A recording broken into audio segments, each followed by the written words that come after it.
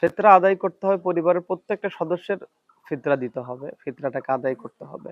যেই শিশু শুভে সাদিকের আগে জন্মগ্রহণ করেছে তাকেও ফিতরা, তার পক্ষ থেকে ফিতরা আদায় করতে হবে।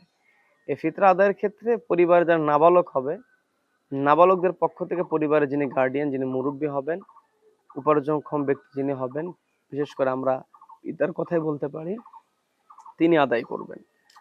আর পরিবারে এরকম হয় যে সবাই একসঙ্গে থাকে, ভিন্ন ভিন্ন অর্থ সামর্থ্য আছে, সেক্ষেত্রে যে পরিবারের মুরব্বী যিনি আদায় করে দেন তাহলে হয়ে গেল, আদায় হয়ে যাবে। কিন্তু সাবালক হয়েছে, ইনকাম হয়েছে, সামর্থ্য হয়েছে, পরিবারের মুরব্বীও আদায় করে নাই, ব্যক্তি তিনি নিজেও আদায় করে নাই, তাহলে ব্যক্তিরই পরেই গুনাহটা চলে আসবে, ওয়াজিব তরকের যে গুনাহটা চলে আসবে। এই জন্য সতর্ক হয়ে ফিতরা যেন আদায় হয়। ফিতরাটা আসলে এটা রমজানের ভুল ভ্রান্তি কাটিয়ে তোলা। রমজান মাসটাকে তো আল্লাহ রাব্বুল আলামিন দিয়ে দেন গুনাহ মাফের জন্য।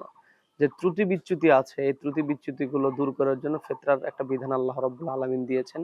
কাজেই পরিবারে যিনি দায়িত্বশীল হবেন, তিনি সচেতন হবেন, তিনি সবার পক্ষ থেকে পরিবারে যাদের সামর্থ্য হয় নাই, যারা নাবালক আছে, যারা ইনকাম করতে পারে না, উপার্জনক্ষম হয় নাই, অথবা বার্ধক্যে উপনীত হয়েছে, ইনকাম করতে পারেন না, এজন্য সেক্ষেত্রে পরিবারের যিনি দায়িত্বশীল হবেন, যিনি মুরব্বী হবেন, যার সামর্থ্য আছে, তিনি আদায় করে দিবেন। দান করলে এটা কখনো ক্ষতি হয় না, বরং দান করাটাই উপকার।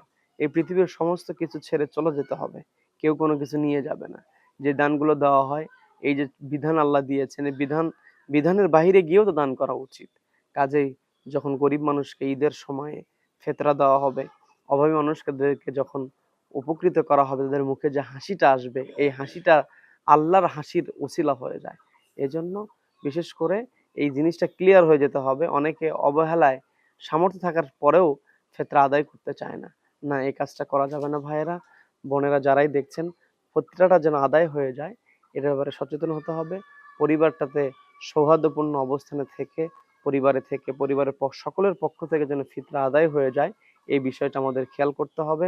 এই ফিতরার দ্বারা যেন ত্রুটি বিচ্যুতিগুলো, রমজানের রোজার ত্রুটি বিচ্যুতিগুলো দূর করার তৌফিক আমাদেরকে আল্লাহ দান করেন। আমিন।